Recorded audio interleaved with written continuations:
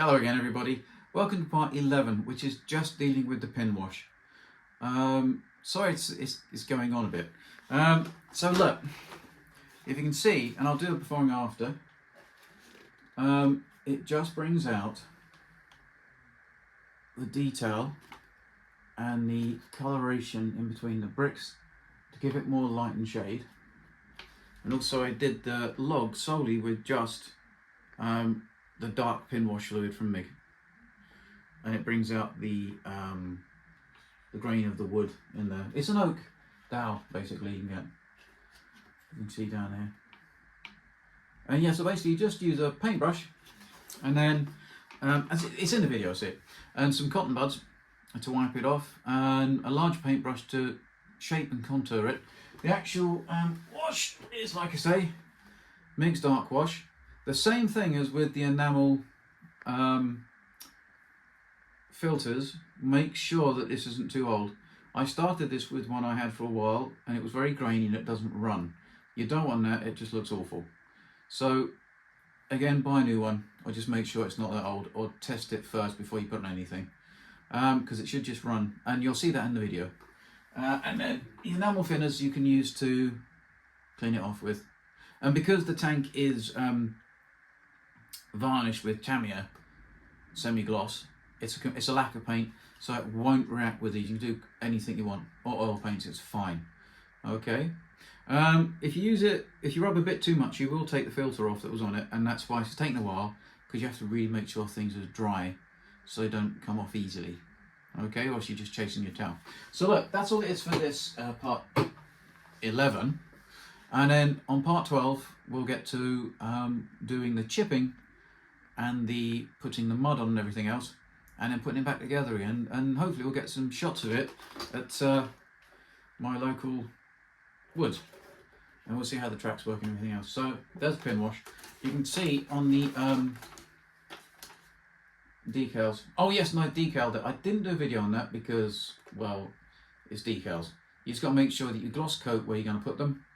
You put them on the gloss coat, you know, obviously when it's dried. Use micro sol or micro set, which gets rid of the carrier film. These are Peddinghouse decals. They're really thick, so if you can cut them out literally on the edges, that's good. I was a bit lazy, I didn't. I just used lots and lots of micro set and micro sol, micro set. You know what I mean. And then I gloss coated over them. And if you gloss coat over them and you're careful and you build it up, the edges go anyway because it disappears into the gloss coat. And then flat coat, well, semi-gloss on top of that so that you can use the washes. If you use flat on pin washes or filters and stuff, what happens is it just balloons out because there's no flat varnish is a rough surface, and because it's rough, it just goes all into the grooves and the little grainy bits, and you can't wipe it off very well. So never do pin washes or filters on flat. It just doesn't work. So it's always got to be semi-gloss. I wouldn't say gloss. Gloss is too much. So look, there we are. I'll crack on with it and I'll get this video up so you can see this, and then we can get on to completing this behemoth of a build. But I didn't think it was going to take this long. Anyway, have a nice rest of your week. I'll see you soon. Hi everybody, I've started the pin washers. I've done the rear of the tank, top deck, not the sides, and I've done the whole of the turret. Now I just want to show you the differences. So can you see around the edges of the turret bins, in those gaps, around the edges again of the openings, around the bolt heads? I've also done the wash on the rear log, which just brings it out a bit, makes it look a little bit more grimy. I should really chip it up a bit. So you see, and then the turret, the detail on the bolt heads comes out more. Searchlight, machine gun. I've still got to paint the gun actually there. And now this is it without the wash. So I've not touched the front. See the difference? It's much softer, the detail, and that's why we do it. I'm going to put my, in fact, if you look there, this bit's been done,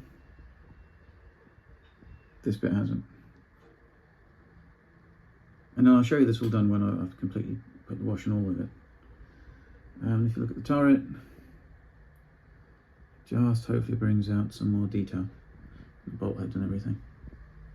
This is what I'm using. So it's MIG odorless thinner, MIG's dark wash. It's all MIG basically because I can get my 10% at the tank museum because I'm a friend of the tank museum. Cotton buds to wipe it off, and I'll show you in a minute. And then 2 paint brushes, a 2.0 and a 3. They were cheap ones from local shop. It's nothing special. The other thing you've got to be careful is I had a dark wash. Whoops. I had a dark wash from a while back, and I was using it. You've got to be careful. If these have been open for a while, what sometimes happens is the pigment inside the wash starts drying inside the actual liquid, and it comes out very, very, very grainy. You don't want that because it won't flow. You want it to flow into all the recesses and the gaps. Okay, so that's a new one I was going to use on the Abrams. I'm going down to the Tech Museum in a couple of days actually, so I'm just going to stock up on some new ones with my 10% discount, which is quite good. If you're a friend of the Tech Museum, you get 10% off in the shop. It's quite good, and the food. So look, let me set my camera up and I will show you doing along here, because it'll be easier to see it going into these pieces here and what you have to do and how it flows. Okay, so let me put this on the stand and I'll be 2 minutes. Right, so here we go. I always decant some of this into a paint palette thing, because it's just, I'm a clumsy sod, and I know I'm going to end up knocking this bottle over and filling my entire desk with dark enamel wash. So give it a really good shake, because you know when it's separating.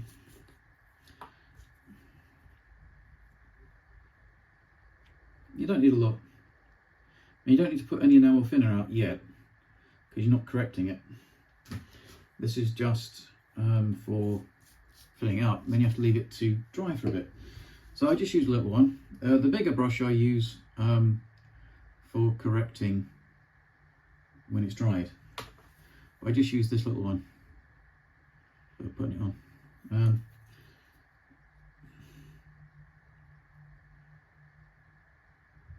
Yeah, you can see that in the pipette.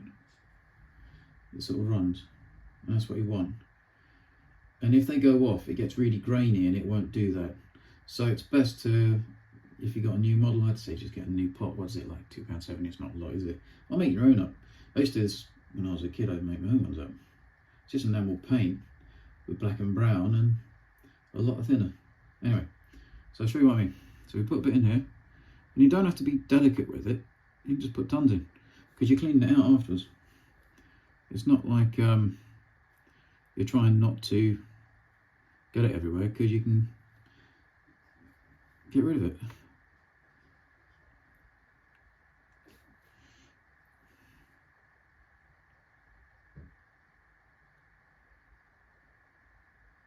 But like I say, some people do this as a gun wash, and they put this dark colour all over the tank. Trouble is, all the modulation that you've previously done will then be darkened. This is what I've said in other videos, is that it's better for it to start light, too light, and then it can always get darker. Can always get darker. But it's very hard to start making things lighter. But you see how that's going around? I'm only going to do a bit of this because I still need to get my bonds over it, and I don't really want you guys to feel like I'm trying to teach people to suck eggs. I mean, this is really simple, and it's kind of it's relaxing actually doing this. It must be a bit dull watching me do this. Do you see that run then along that panel edge? And that's what you're looking for. You don't have to use a lot of it. It will just run. And if you've got semi-gloss varnish on it, makes it a lot better. If you put matte varnish on this and do this, it just blossoms out all over the place, and it's really hard to get rid of it. There's a big line here. So that's working. So it's sort of capillary action, drags it along where you need it. And always make sure, if you've put it out in a pipette or it's coming out of the pot, that you've shaken it really, really well, so the pigments are all nice and mixed, and that it doesn't start dropping to the bottom in here on the actual pipette, because it will separate. It separates really quickly because there's so much thinner in this and not much paint pigment. The pigment goes to the bottom real quick. Right, so this is with it put on. I know it all looks a bit messy, but it doesn't matter because we're going to clean it all up. And all of this black will just be in the grooves and the low spots, so it'll look more like that. Okay, but this is why I don't believe in gunk washes, because it will completely modulate the colour. If you put this all over, no matter how much you try, you're going to end up with a change of colour because of the black. So I wouldn't do gunk. I'd always try and do pin washes, because I think it's just, and it's kind of enjoyable. See, the bottom's not been done, so those ones haven't been done. I do these in sections. There's the top that's been done. When it dries, it looks a bit more convincing. So yeah, so it's just that. And also, if you can see, even in the paint pipette, you can see the grainy effect when it starts going off, and that's what you don't want, because it just won't run. So yeah, so let me let this dry, and you can leave it for a couple of hours, I do anyway, to really make sure it's in there. And because it's such a thin paint, you leave it for a day, you can still kind of get it off. I wouldn't leave it that long really, but you know, so yeah. So I'll do that, and I'll show you how I remove it and I shape it with the other paintbrush for where I want it to stay and where I don't. Okay, all right, see you in a minute. What I've got is I've just got some cotton buds, and then I've got the larger paintbrush if I need it to do what I need to do, which is correct the complete mess. I'm not going to show you doing all this. I'm just going to do this front little section so you can see what I mean. I don't, because I've got to get this off because it's been a bit. So I've just moistened the cotton bud with some odorless enamel thinner. And I'm just going to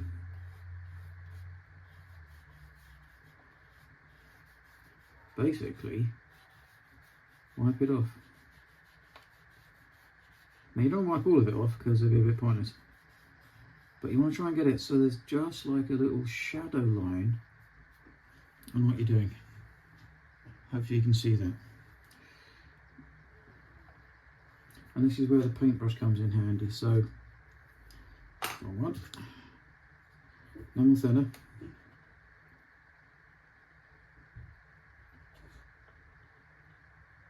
Can you see? So I'm just correcting it to where I want the shadow.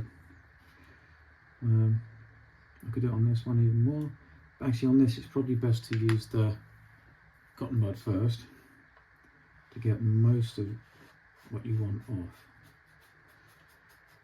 And you have to use a couple of cotton buds.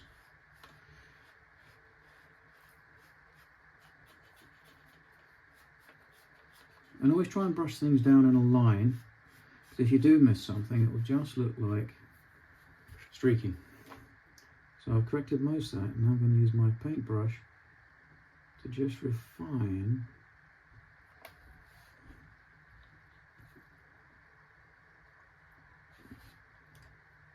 the pin wash.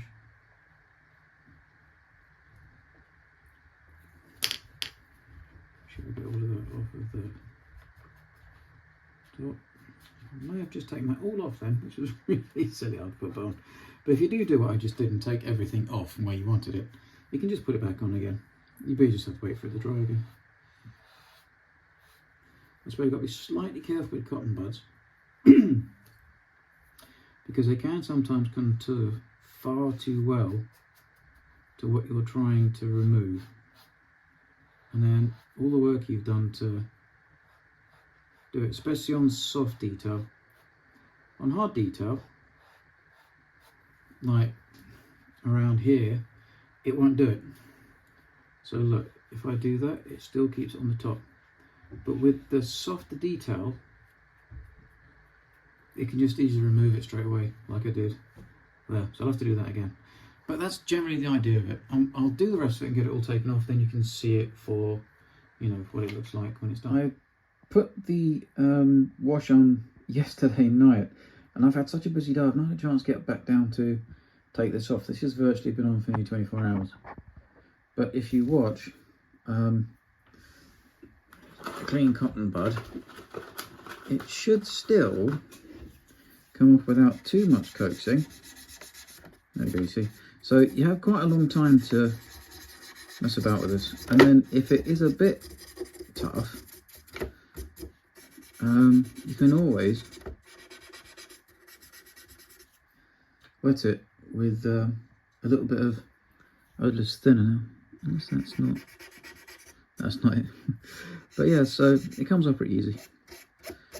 You just gotta, I think if you left it for like more than a day, you'd be in trouble, I think. But yeah, so there we go. I just thought I'd quickly show you that not all is lost, but I wouldn't leave it any longer than that.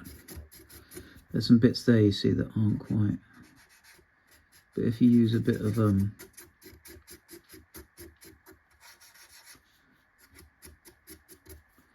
other cotton bud end with the thinner on, it's fine. Okay, so it comes off.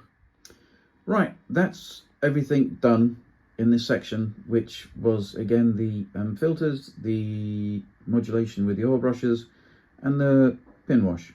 Not a gunk wash, a pin wash. I've done all the oils, and if you have a quick look at her, that's all it is. You just want to get the black wash just around the details to let them sit out more. I've done the log. Whoop.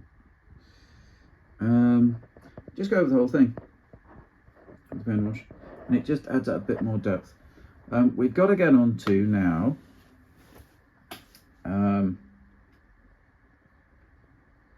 the chipping and the weathering. Some people do the chipping before the pin wash. I do it afterwards because it helps me think, well, if there's shadow, it's not going to have chips in it, is it? Because no one would have trodden it or touched it or done something to it. What you see in a lot of pictures of these T-72s is that the ERA blocks have been moved around a bit, and there's chipping, bright screw chipping, you know, like silver, on the bolt heads. So on those bolt heads, there's quite a lot of silver, which is quite, I'm looking forward to doing. That should be interesting, give it a bit of tonal difference. And if I remember rightly, on this, they have to take that off to use it. It's got a shield on it, but it doesn't like open up like in Western tanks. You have to go out of the tank and unbolt it. So yeah, and if you can see the modulation on some of those blocks, different greens, just for a bit of change.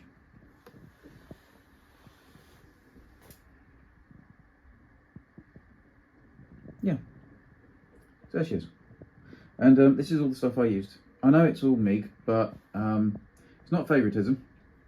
It's basically at the Tank Museum I can get this with a discount. And also there's S&M stuff, which is mail order, but he's around the corner from me, so sometimes I have to go and get it from his house. He's a nice man. And they're quite reasonable S&M stuff. And if you mail order it, they're very quick. Yeah, so that's what we've got to do now.